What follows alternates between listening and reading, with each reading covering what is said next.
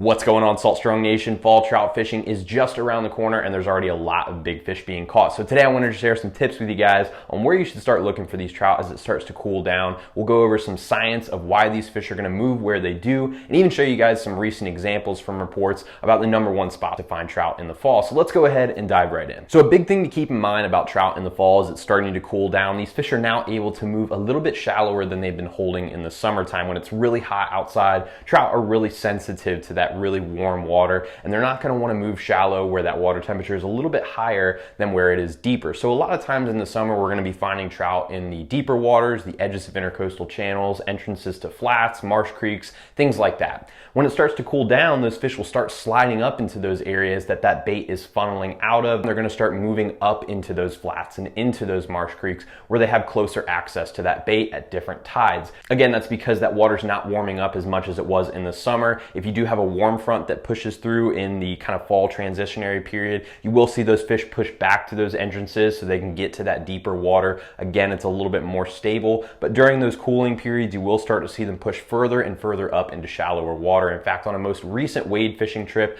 I was up in just 2 feet of water against some mangrove points, throwing some top waters. And as you guys will see here in this clip, this trout was caught pretty much right along the mangrove line in just 2 feet of water. So that just goes to show these fish are already starting to move up shallower as that temperature is starting to drop down. And it's really easy to get onto these fish in areas that you likely would not find them in the summertime.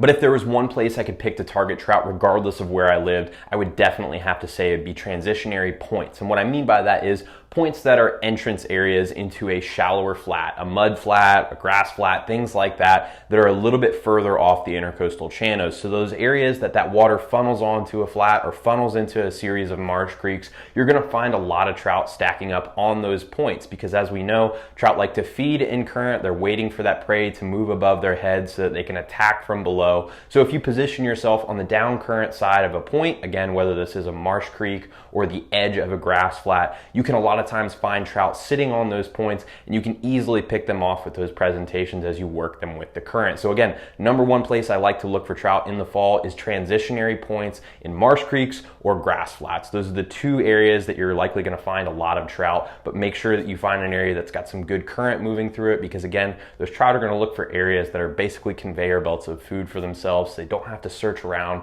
and looking for their food.